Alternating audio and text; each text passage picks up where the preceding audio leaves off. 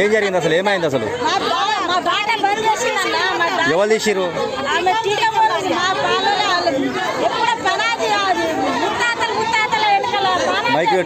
మాకు ధరావత్ కమ్లీ అని ధరావత్ టీకమని అంత భూ కబ్జాలు చేస్తూ మాకు దౌర్జన్యంగా అలా గణేష్ నాయక్ అంటే అన్న రౌడీ షీటర్ అని చెప్పేసి పై అధికారి మీద అంత కేసు పెట్టించి మా భూమిని అంత 180 survey number 184 survey number 165 164 survey నెంబర్ల కబ్జా పెడుతురు.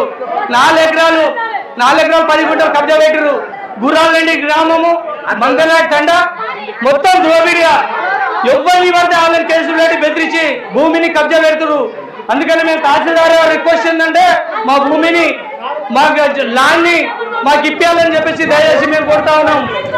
ఎంఆర్ఓ కానీ కలెక్టర్ కానీ డిపిఓ కానీ ఎండో కానీ మాకు కూడా పోలీస్ అధికారులు కూడా మాకు సహకరించాలి. మమ్మల్ని బెదిరిస్తున్నారు. నా తాత ముత్తాతల నుంచి రోడ్డు ఉన్నారు రోడ్ వచ్చి కూడిపేసి మనం చాలా పేద రైతుకు ఇబ్బంది పెడుతున్నారు సార్. దయచేసి మీకు దండం పెట్టి చెప్తున్నా, పార్టీ ఫీలింగ్ కాదు సార్. ఇది రైతుకు జీవనాధారమే, రైతుకు పంట పొలాలు. దానికి పోనీయకుండా రానియకుండా అంత రోడ్ ఆపుతురు. మరి ఘోరంగా మామూలుగా ఇబ్బంది పెడుతుంది. దయచేసి మీకు దండం పెట్టి చెప్తున్నా, దీనికి ఖండించాలి, ఖండించాలి. మళ్ళీ రౌడీ షీటర్ గణేష్ నాయక్ గారికి మళ్ళీ రౌడీ షీటర్ రీఓపెన్ చేయాలి. ఇంతకుముందు కూడా రీకేషన్ ఉండే రౌడీ షీటర్ ఉంటే కూడా దానికి మొత్తం క్లోజ్ చేసి మళ్ళీ రీఓపెన్ చేయాలి. మళ్ళీ గరీబుల భూమిని లాగకుండా చేయాలి. నేను గుర్రాలండి సర్పంచ్ లాలు నాయక్ చెప్తున్నా, తహసీల్దార్ దగ్గర వచ్చి నేను ధర్నా చేస్తున్నా. చాలా ఇబ్బందిగా పెడుతున్నారు. గ్రామానికి రోడ్డు పోసుకుంటే కూడా అడ్డం వస్తారు, లంచం అడుగుతారు.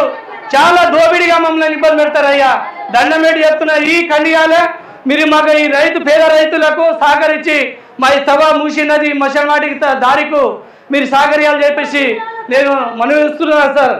ఖచ్చితంగా మాకు సహకరియాలి. అప్పు ఇస్తున్నా అన్నది అప్పు కిందనే అని ఉన్న భూమి అంతా మాకు దగ్గర రాకుండా మాకు దూసేస్తుంది. ఇట్లా ఇప్పుడు ఇంతమంది ఎలా దూసినట్టే దూసి దగ్గర రానిస్తలేదు.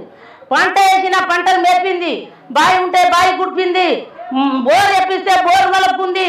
మిన్నిటి బడి వచ్చి నన్నైతే అలా ఎమ్మడే తిప్పుకుర్రు, నీకు ఎకరం చేస్తా, నీకు ఎకరం భూమి ఇస్తా అని. నేను అమ్మేయాలని కొంటున్నా, నీది కొంటలేను అని చెప్పి వాళ్ళ కొడుకు వాళ్ళు నా భూమి అయినప్పుడు నీకు చెప్పిస్తామని బుద్ధిగరించి వాళ్ళే ఎమ్మడే తిప్పు. మేము అప్పుడు ఒక 10 సంవత్సరాలు ఉన్నాం.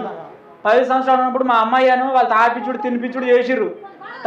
తినిపించుడు చేసి ఇక మీకు మీ భూమి మీకు ఇస్తాం, మీ పాలనతో మీకు సంబంధం లేదు, మీరు ఆగుర్రి, మీరు ఎందుకు మధ్యలోకి వస్తుర్రు, మీకు చేపిస్తాం, 1 ఎకరం చేపిస్తాం అని చెప్పి మా అమ్మ నాన్న వాళ్ళు బుద్ధిగరించి మా భూమిని మొత్తం లాక్కురు. 8 ఎకరాల 12 గుంటల భూమిని మొత్తం తీసుకురు. మాకు 1 రూపాయి లేదు. మేము చిన్న ఉన్నాం.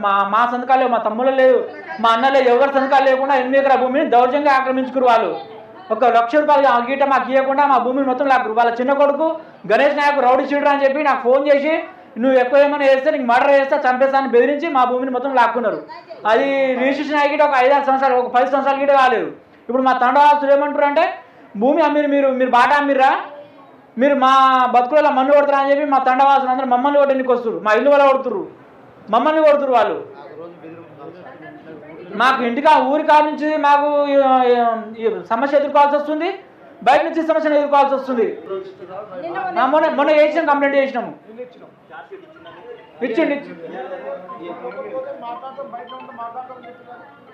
వాళ్ళకి ఏమని చెప్పారు మరి, ల్యాండ్లతో వీళ్ళతో ఫోన్లు చేయించారంట, పిటిషన్ పేపర్ ఇవ్వలేదు.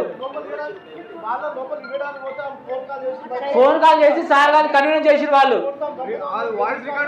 వాయిస్ రికార్డుతో సహా ఉన్నది. వాళ్ళ చిన్న కొడుకు మాకు చంపుతా నరుకుతా అని చెప్పి ఫోన్ చేసి బెదిరింపులు కాల్స్ గిట్ట రికార్డ్ చేసి ఉంచుకున్నాం మేము. రికార్డ్స్ గిట్ట ఉన్నాయి. మా భూమి 8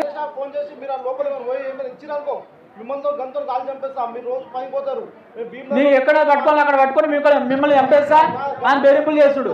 మా భూమిని మీరు ఒకసారి చూసి పరిష్కరించి ఎంత రిజిస్ట్రేషన్ అయింది, ఎంత కాలేదు, వాళ్ళకి ఎంత ఇచ్చారు భూమి, మీరు ఎంత పైసలు ఇచ్చారు, దానికి మేము డబ్బులు ఇస్తాం. ఈరోజు మాకు ఒక 50 లక్షలు ఇచ్చిండా, 2 కోట్లు ఇచ్చిండా, దానికి డబ్బులు ఇస్తాం. మా భూమి మాకు కావాలి. మాకు 1 రూపాయి ఇవ్వకుండా మా దగ్గర భూమిని వాళ్ళు ఇది చేస్తూ మా అమ్మ నాయన తెలియకుండా చేసి మీరు ఒకసారి